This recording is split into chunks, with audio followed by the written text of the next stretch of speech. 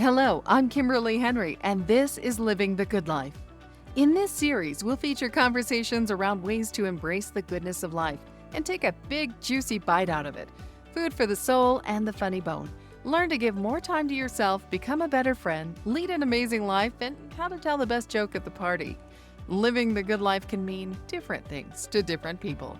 Whatever it is for you, I hope you'll find some inspiration here to live your most joyful, authentic life. Now, on to today's conversation.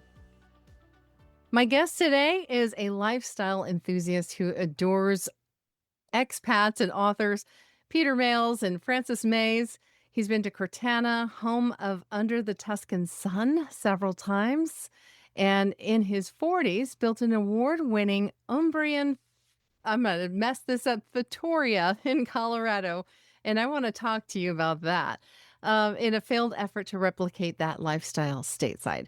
At the age of 50, I'm not going to say how long ago that was, he moved to the UNESCO World Heritage Central Mexican village of San Miguel de Allende. I'm not saying that correctly either. And that's the number one small city in the world, named 6 times by both Condé Nast Traveler and Travel and Leisure magazines. One of the biggest expat destinations in the world. So, Greg, our guest today, is not just talking about living the good life. He's actually living it. And I'm so excited to dig in and figure out what this journey has looked like for you. Welcome, Greg Gunter. Thanks, Kimberly. Great to be on the show. Yeah, I'm a good example of actually living it. Been doing it for 17 years. That's amazing. And so you are currently in Mexico. And say the name of the Mexican village that you're in better than I did. You bet. In excuse me, in Spanish, the double L is pronounced like a Y. So it's San Miguel de Allende. And for those you're listening, you're not seeing it, Allende. So that double L is pronounced Allende. Nice. Yeah. And you've been there for 17 years. Yeah, I've been there 17 years. I moved here when I was 50. So if your math is good, you can figure out how old I am. I'll let you tell on yourself. And what caused you, gosh, I don't know. Let's go back because I was just reading your bio. You started really building your life at a very young age. Yeah, I mean, you want to go all the way back. I've been selling. So my current role is I own a real estate brokerage. One of Warren Buffett's real estate brokerages here. I opened the very first one in Mexico for the Warren Buffett brand, Berkshire Hathaway Home Services. And I'm a realtor and a broker. And, to go all the way back, I mean, I've been selling since I was 8. Those few people that might be my age listening, I used to sell Grit newspaper when I was 8 years old. That was like a Saturday evening post, except I had to sell it every week, knocking door to door. So I've been selling since I was 8. I've been paying taxes since I was 11 with my first, a lot more of an entrepreneur than a corporate kind of guy. I've helped start about 5 companies. And what really precipitated the move here was I knew that I wanted to semi-retire at the age of 50. And although I am an Italian fanatic, I mentioned that Francis Mays is almost a friend. I've met her many times and gave her a photo booklet of that Umbrian fattoria, is how you say it, the Umbrian farmhouse, fattoria. I built that in Colorado, based all with Italian materials and Italian antiques. Took Francis, a little photo booklet, and she emailed me the next day and says, "Oh my gosh, Greg, you must never want to leave home. I feel just like I'm back in Umbria." So I was trying to recreate that lifestyle. I was a hardworking corporate guy and, loved that Italian lifestyle and wanted to sort of try to recreate that in Colorado, but I was still working too hard. And in the United States, it's not quite the same lifestyle, pace of life. That sort of ended with the Great Recession. This little thing called the Great Recession came along, and my goal of semi-retiring at 50 in a retirement destination, I still managed to make that 50 age, but not the semi-retirement. So since I had been working on that, I thought I was still going to be running my old company, and I chose Mexico as a destination, even though I love Italy. Parts of Italy that actually cradle my heart and make me cry when I stand in the landscape for Tuscany and Umbria, and it still snows there. Not much, but it snows a little bit there. So I decided to stick with Mexico. That kind of made sense. Same time zone, 2 hours, and I'm back in the U.S. To be near family and friends, and so it was kind of made a natural sense to kind of focus on Mexico. I had owned a timeshare in Cabo San Lucas and a timeshare in Puerto Vallarta. But ironically, I grew up in the heat and humidity of my last couple of years of high school in Central Arkansas. And I said, I'm never living in that humidity ever again. Yes. So when it came time to choose a place in Mexico, I wanted to be away from the humidity. So I ruled out the coastal areas very quickly. And there are really only two inland communities that have good weather in Mexico. One of them is the Lake Chapala area in a little town called Ajijic, which is a relatively new, when I say new, relative to my city, a relatively new city with not much culture, not much history, really nothing to do. And then the other destination that is a good expat destination for a lot of expats, both American and Canadian, is my town called San Miguel de Allende. And it was a no-brainer for me because it's a 500-year-old city with lots of preserved architectural heritage and history.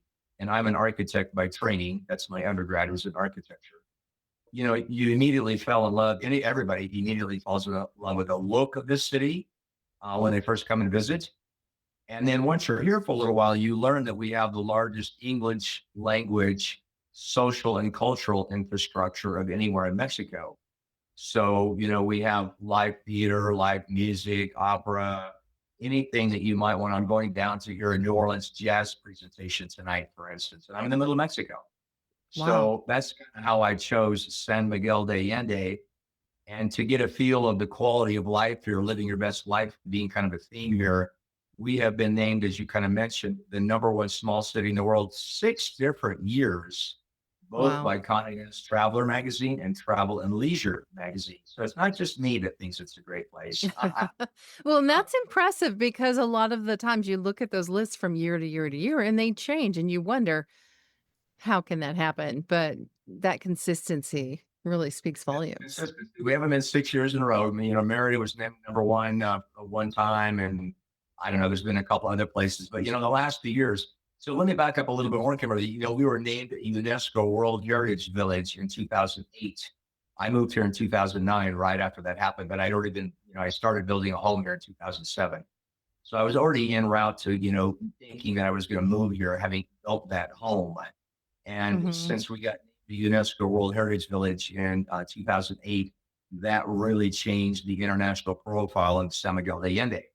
And then, then the accolades from all the travel magazines started coming in. That's been in the Mhm. last 10 years or so.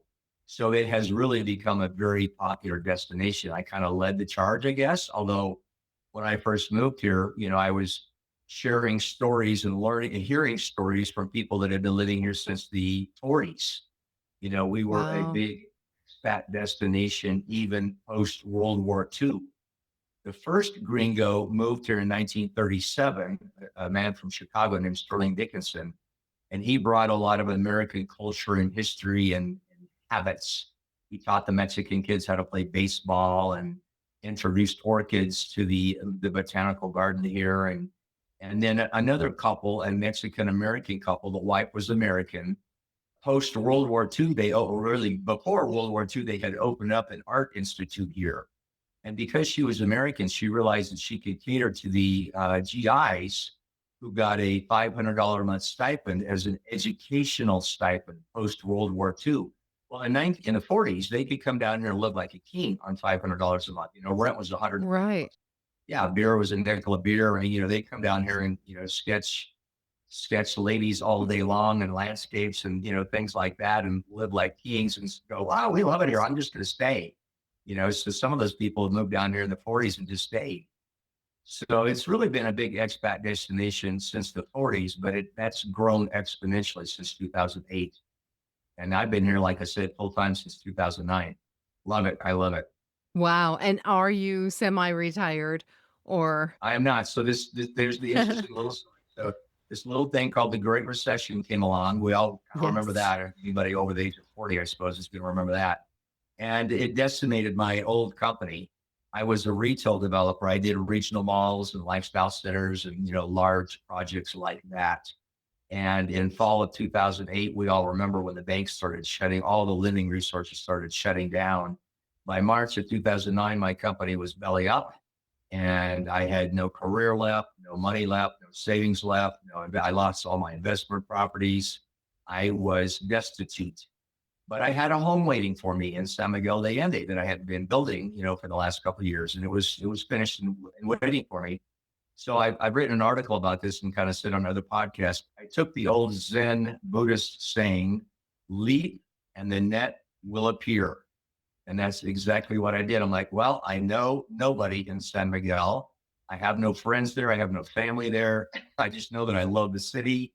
And I had a home waiting for me. So I truly left. And eventually the net did slowly appear.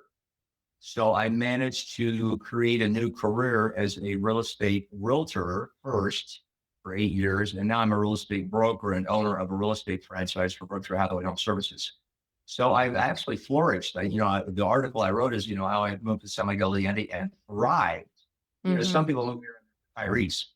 They've got a couple of million in the bank, or, some of them are artists. They only have 50,000 in the bank. So we have Starving. we have the full demographic that moved here. It's kind of the whole range. But I was definitely at that lower end when I moved here, not knowing a clue, but knowing that I had to do something. I didn't have enough to retire.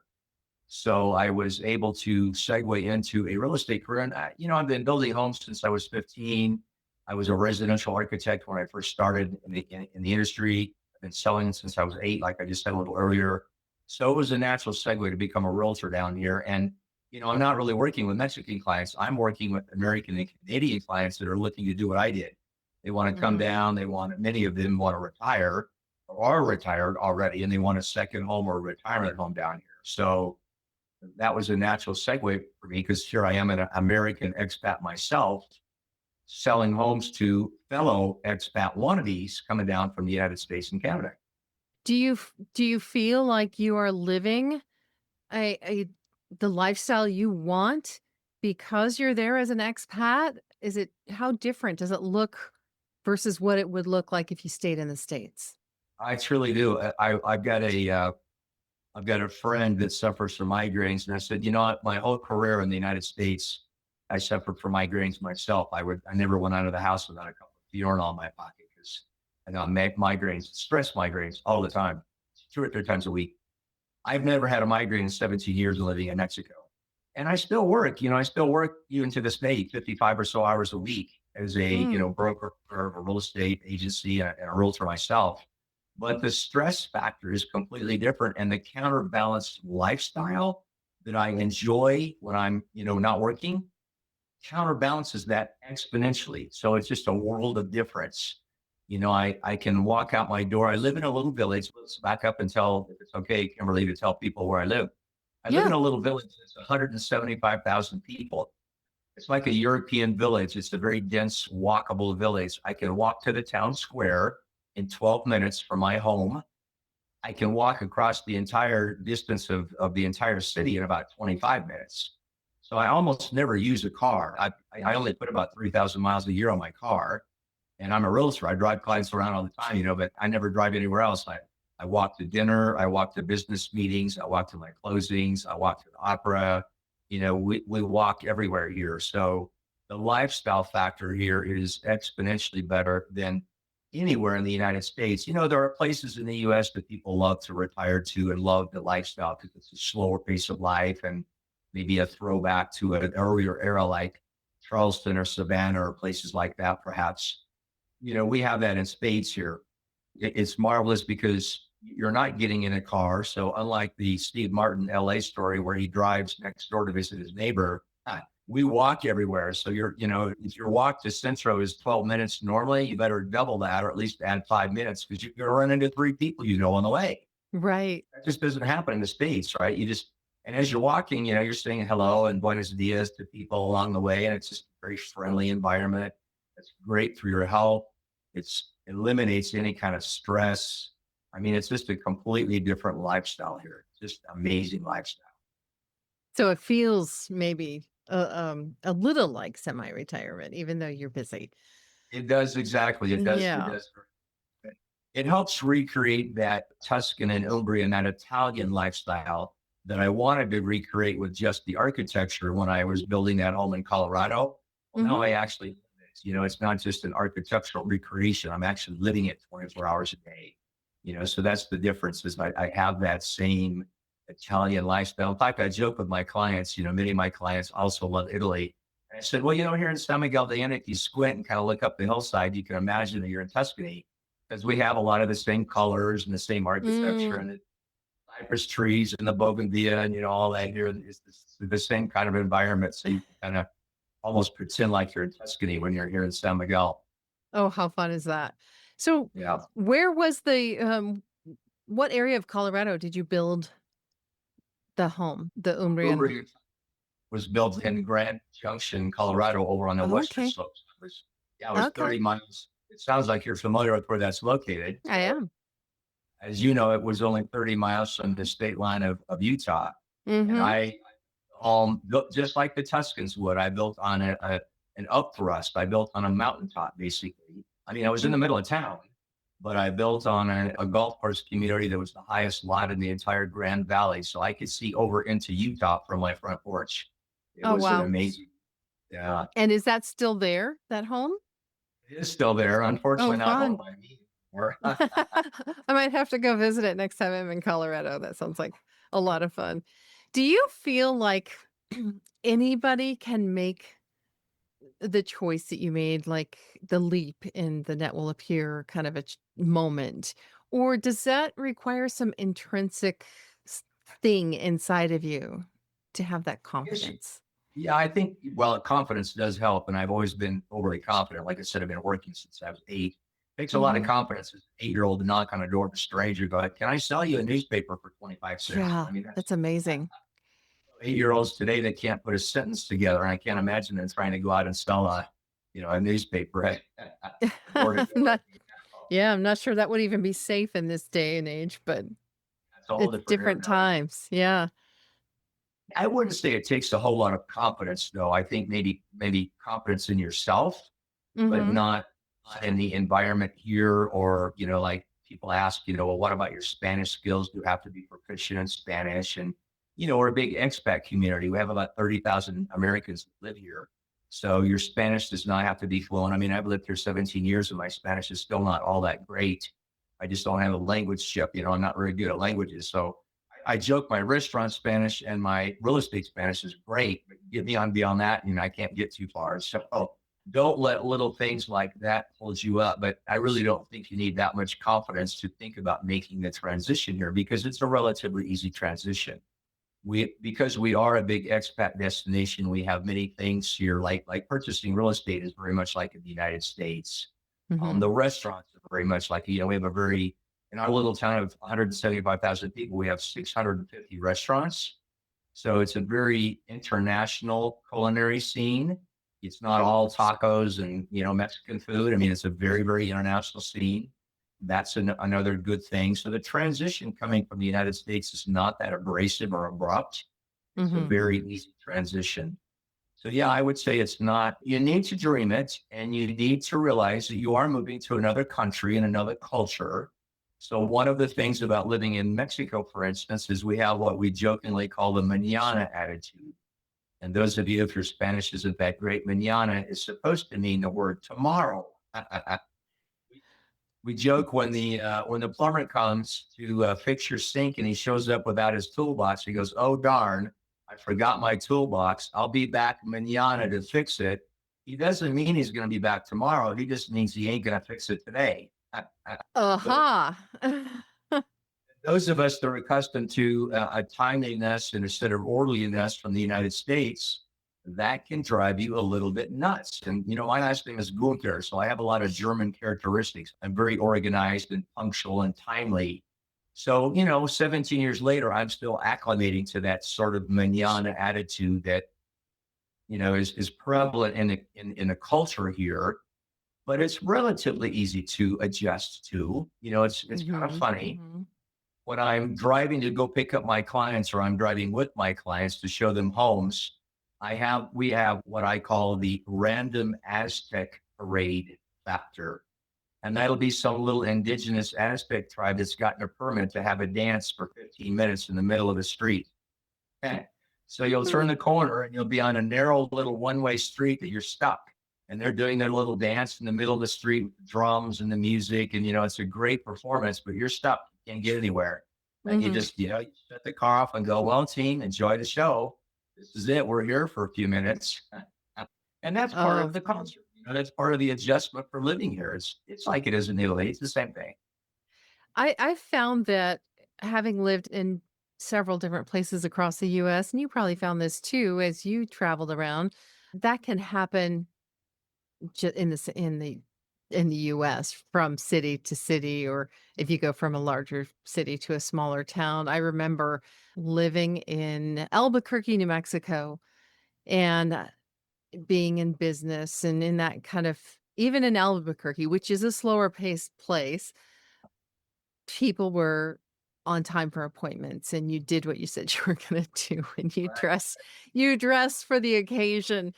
And then I moved to small town Colorado, and boy, that was culture shock. So it sounds very similar because Yeah, people be there. similar. And you need to make those adjustments. You need to be cognizant of your own personality to say, hey, can I make that kind of an adjustment? So Yeah. come down here and you have dinner, the waiter's not rushing to flip the table and get you out of there. You have to ask for the check at the end of the meal. They will not bring it to you. The United States, as soon as they set down your meatloaf, they're handing the check underneath the table, underneath the plate, and here, Mm-hmm. 3 hours and have 6 glasses of wine after dinner if you want. They're not kicking you out. I mean, they'll let you stay there all night long. So it's a different piece of life. Conversely, if you're going to get your salad as your starter in a restaurant in the United States in the first 90 seconds, it might take you 5 minutes before you get it here. You just have to kind of adjust to that. Just know it's going to be different. Yeah. Yeah. I love that. And it sounds to me like for you, it's worth it. But it shouldn't have to take a economic collapse to make that kind of a decision. Exactly. What are other big, I know that so many people get locked into, and I've been in that place, and so many others are in that place where you just think you have to do the job you're doing, you have to grind the way you're grinding, and you just don't see that there could be another possibility. So, Right. short of another economic collapse or even a heart attack, I've heard these stories of folks having health challenges that cause them to make this shift. What have you seen from you? I imagine you're talking to lots of folks who are coming in and making a change, a lifestyle change. Yeah, and one of the things I want to clarify, it was not an economic collapse. I mean, I did have that, but that's not what generated my initial impetus to move to San Miguel de Allende. I had already made that decision and already been building a house Right. before the collapse happened because I knew that I wanted to pursue that lifestyle. I mean, that was an active choice on my part. And in Mm-hmm. fact, I was going to be running my old company from Mexico, and every time I needed to meet a client, I just added 2 hours. I have to fly up to Dallas and Houston before I could fly on to my clients. So it wasn't an economic collapse for me. An active choice of pursuing this better pace of life, this better quality, exponentially better quality of life that I knew that I would have down here. So I would say that would be the same of many of the people that are coming down now, especially now, the political environment in the United States, how citizens have become so, how do I put this politically correctly? People just can't seem to have a conversation. If you wear blue or red, you get chastised. Right. You don't have that down here in Mexico. That's the marvelous thing here. It's a very non-judgmental environment. We don't have the news on 24 hours a day. I can remove myself from that political turmoil as much as I want to, which is about 90.2%. It's just on in the background. I never have the TV going. I never have the news going. It's a marvelous change in a pace of life. But it's not difficult to make that transition. You just have to realize that there is a better quality of life out there if that's what you would like to pursue. And this is one of the best places in the world to do it. I mean, we're the only city in the world that's been named the #1 city in the world 6 different times. Paris hasn't gotten that. Florence, I love Florence, Italy. Even Florence hasn't been named number one city 6 times. So there's a reason for that. And it's that quality of life. And you can change your quality of life. You can change your climate. You can, Mm-hmm. I've got the best of all worlds. We say that people move here for the 4 C's: culture, climate, community, because it's a very close-knit community. And then cost of living is the fourth thing. But cost of living is the least of those factors, in all honesty. It sure helps that properties can be purchased here for a third to a fifth of homes along the coast, and that your overhead for carrying a property here can be a tenth of what it would be in the States. Your property taxes are hardly ever going to be more than $1,000 or $2,000 for the whole year. Your electricity's $1 a day, your water's $20 a month, your internet's $1.25 a day. All of those lower level of expenses. So here's another even better example, Kimberly, for those listeners that are curious about this quality of life and the affordability of it. I have a maid. She was just here. She just left a few minutes ago. I have a maid that comes twice a week, and maid is an understatement for her. She comes and cooks, grocery shops, cooks, cleans, does my laundry, irons, buys my flowers, and arranges them for me. All of that for the equivalent of about $6 an hour. Imagine that. That's amazing. That's my dream right there. Where do I sign? That is amazing. Exactly. Dishes or laundry in 17 years, and I can't tell you how ecstatic I am about that, since I've been doing it since I was 8 years old. It's an astounding value. Married maids up in the U.S. are like $50 an hour. They just yes, yes, that's fantastic. So I'm going to address kind of the underbelly concern that a lot of people might have moving to another country, particularly Mexico, I think. And that is like crime rates and things like that. What have you found to be the case? Is that overblown on our side? Grossly overblown. And one thing to know about San Miguel de Allende, specifically my little town, because there's even been a few cartel incidences in the coastal areas. Cabo San Lucas, Cancun, Puerto Vallarta. Everybody probably remembers that big kind of flare up in Puerto Vallarta about 2 months ago. Yeah. None of that affects San Miguel de Allende. We are in the international spotlight so much that even the federal government helps make sure that we stay a very safe environment. So I tell my clients that have that kind of question, that kind of concern, you don't avoid going to Disneyland because the violent crime rate in East Anaheim is so high. Mm-hmm. That's a little fact. Disneyland is in Anaheim, California, but you go to East Anaheim and the violent crime rate is not as safe. It's not some place that you would want to go walk around at night.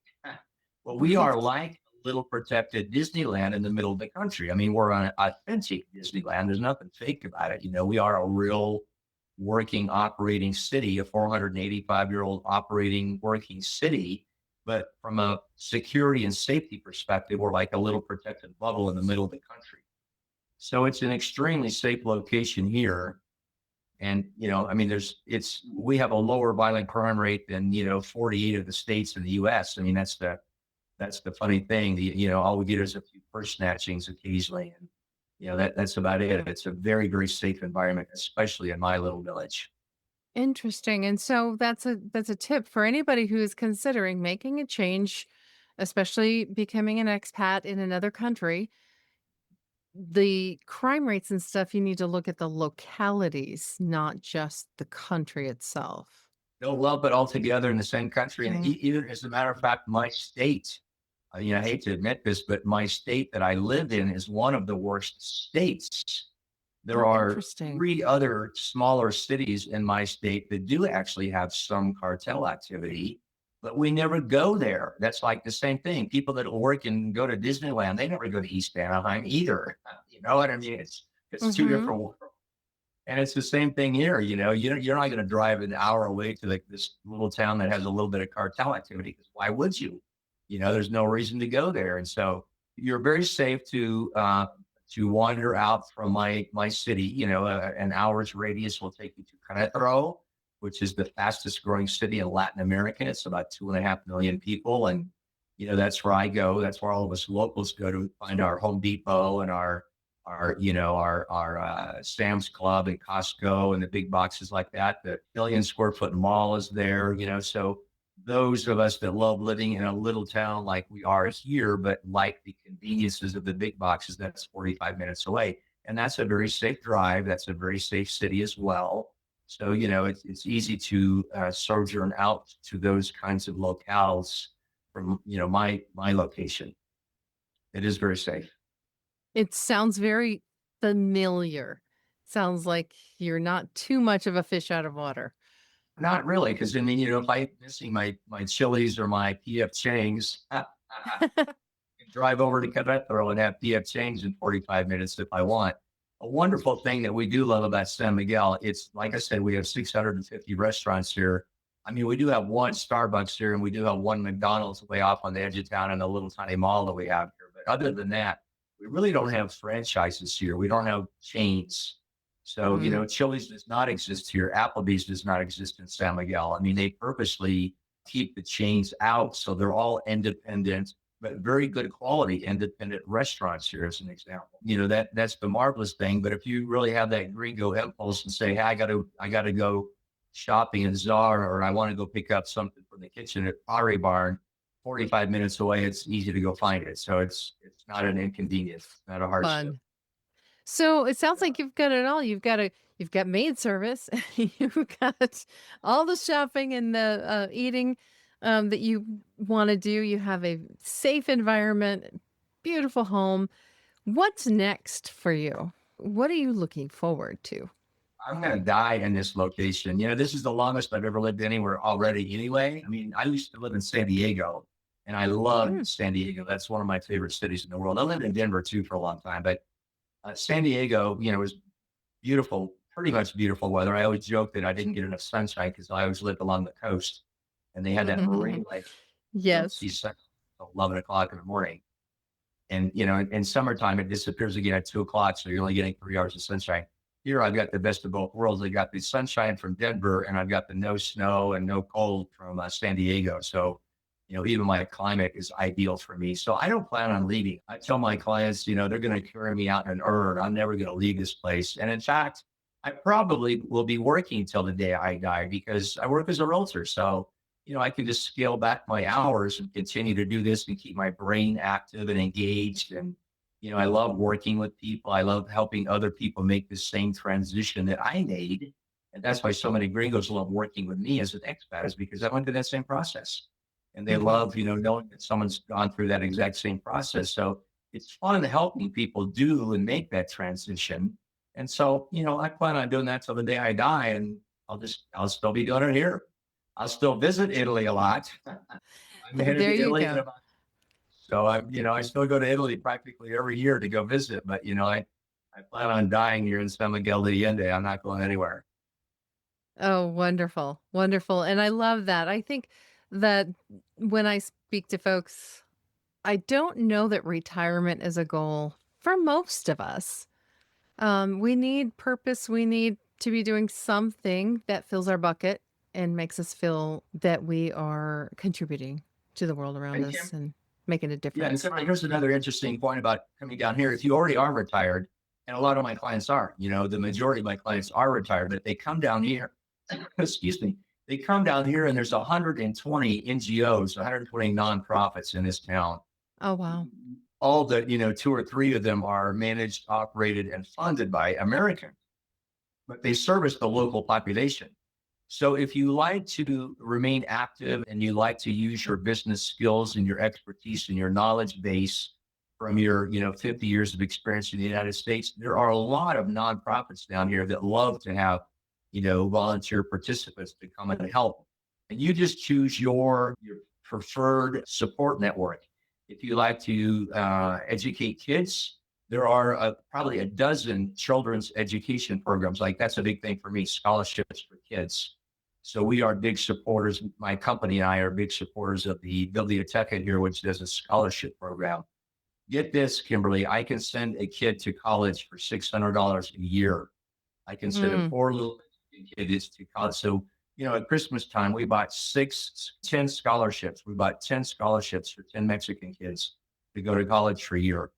So you can choose education. If you're a woman, for instance, and you say, hey, I really want the women to be educated, There is a New Harrison Cambio is a great organization here that only does scholarships for women, because women are a little bit more disadvantaged in Mexico. And so these are scholarships just for women. If healthcare was a big deal for you, I Forever Pro Niños is one that provides any kind of imaginable healthcare for kids up to the age of 18. If animals are a big deal for you, we probably have a dozen different animal organizations here. So, you can easily, even if you are retired, still stay active and, keep your brain active and still stay engaged with the community with all the different NGOs here in town. And, a lot of guys, they were drummers, or, I mean, one of my good friends was a drummer for Van Morrison. He's lived down there for like 25 years. They'll get out and they'll play bands, and maybe they make $10 for the night, but, that's not going to pay the mortgage, right? That's not going to pay the rent, but they do it for fun, Yeah. So there's lots of guys that come down here and they write, they play in a band, they throw art, they're not selling their art for a ton of money, but they're feeling very engaged and connected to the artistic community here, because we are a very artistic community. Lots of artists. I'm also a novelist, for instance, so we're a big writing community as well. We have the largest bilingual writers conference in the entire world here in San Miguel de Allende, just as an example.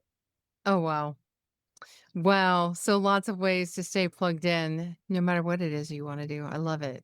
I love it. Really. Now, you can come back and just watch watch life go by if you like. But, we joke, people move to Miami to die. They move to San Miguel de Allende to live, because it's such an active community that, I mean, we call it Little Manhattan here, because there's always so much to do. So whether it's, I kind of joke with my clients, you've got a whole day, the retired guy goes, when I woke up this morning, I had nothing to do. And when I went to bed, I was only half finished. Well, it's kind of the same way here, because, you got Spanish classes, you got art throwing, you got acrylic classes, you've got pottery throwing classes, you've got a wine tasting class. We're the second biggest wine district in all of Mexico. So lots of wine tastings and vineyards and wine dinner events, social events. So it's truly like the guy that says, I was only half finished. I had 6 classes today and I only got 5 of them done. And Oh, wow. Sounds like so much fun. It sounds like a place. Well, it kind of sounds like a place that needs a TV show or something. Because paradise. Well, you yeah. mentioned that. Holman HGTV has a show called House Hunters International, and they have Mm-hmm. filmed 4 different times here in San Miguel de Allende. Top Chef, we're the culinary capital of Mexico now, and Top Chef has filmed multiple times here in San Miguel as well. Oh, wow. So, there's a phenomenal movie that all of you guys, all you listeners, should go out and watch, called Once Upon a Time in Mexico. It has Antonio Banderas and Johnny Depp and Salma Hayek and, all those great names that And that 99% of that movie was filmed here in San Miguel de Allende. Well, great. So that's a great introduction. I'm going to go check that out. And then I'm going to book a ticket. Yeah, it's a campy movie, to be honest with you, but it's really cute. It's fun because it was filmed in town, so you can see what the town looks like. The campiness of the movie itself, but it was filmed there, so it's a beautiful introduction to the architecture in the city. Yeah. Oh, fun. Well, what else do we need to know, Greg, before we book our travel down to Mexico? You just mentioned the writers conference, but that's another thing that, again, that Little Manhattan that I talked about. We have festivals all the time. So, we have the Guanajuato International Film Festival, which again is the largest bilingual film festival in the world. That's here in San Miguel. We have the Jazz and Blues Festival. We have tons of those kinds of festivals that are going on. The Chamber Music Festival.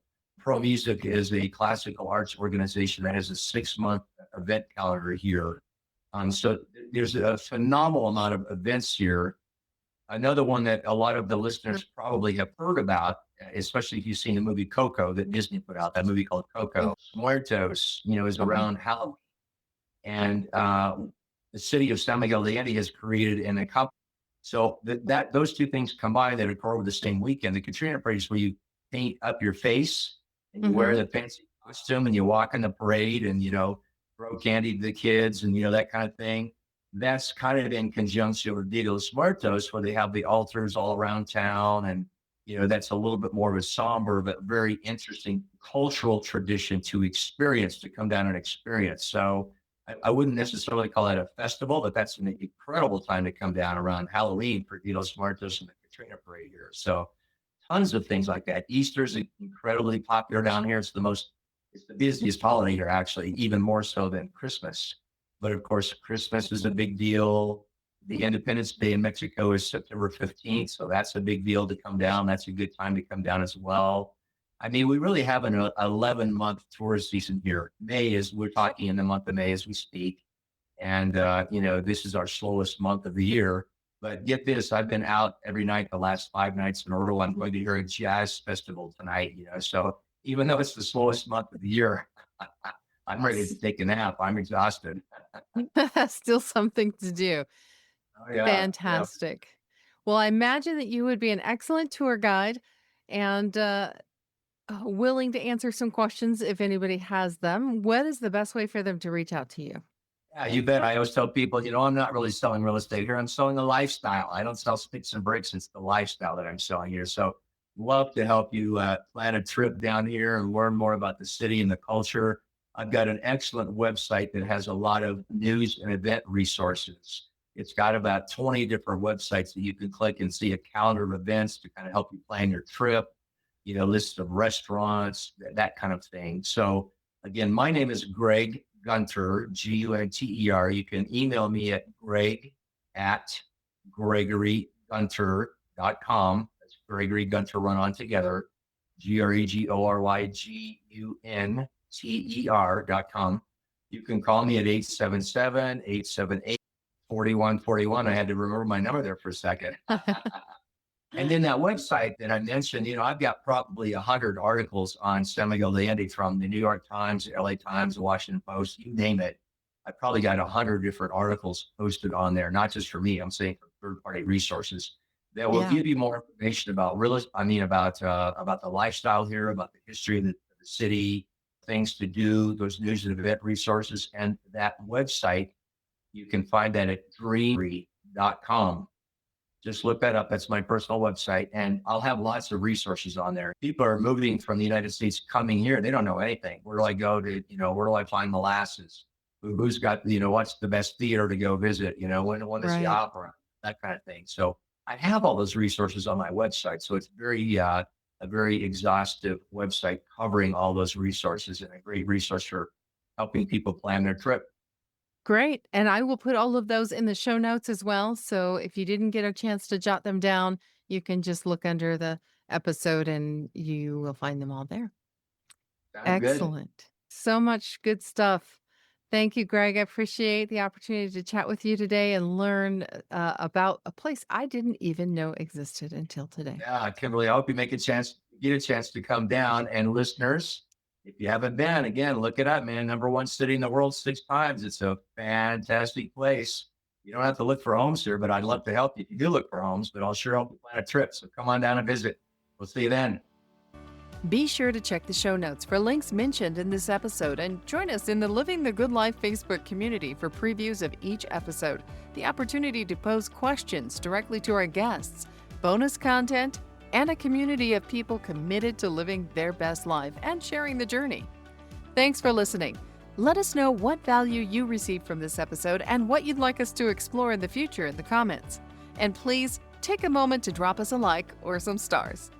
I'm Kimberly Henrie. Let's get out there and live the good life.